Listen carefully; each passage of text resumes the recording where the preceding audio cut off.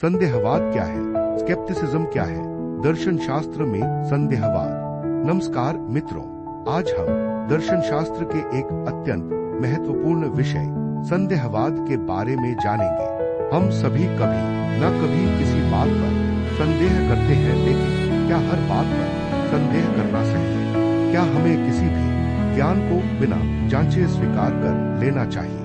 यही प्रश्न संदेहवाद का आधार है। आइए इसे सरल भाषा में समझते हैं। सबसे पहले जानते हैं कि संदेहवाद क्या है। संदेहवाद स्केप्टिसिज्म वह दार्शनिक दृष्टिकोण है जिसके अनुसार किसी भी ज्ञान या दावे को बिना प्रमाण और तर्क के सत्य नहीं मानना चाहिए। किसी बात को स्वीकार करने से पहले उसकी जांच, परीक्षण और प्रमाण आवश्यक है। ध्यान रखें कि संदेहवाद का अर्थ हर बात का विरोध करना नहीं है।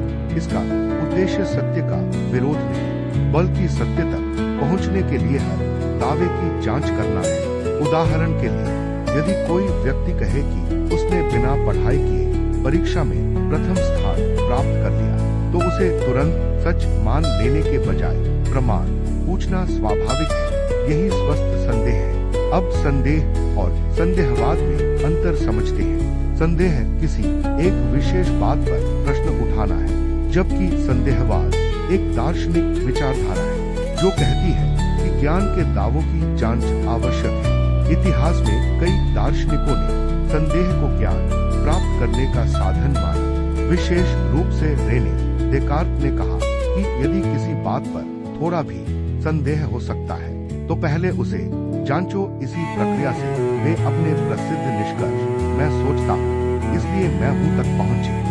दूसरी ओर कुछ संदेहवादी दार्शनिकों का मानना था कि पूर्ण और अंतिम ज्ञान प्राप्त करना बहुत कठिन, बल्कि संभवतः असंभव है।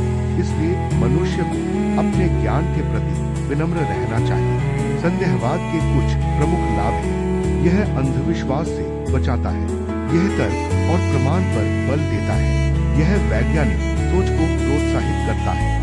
यह सत्य की खोज में सहायता करता है।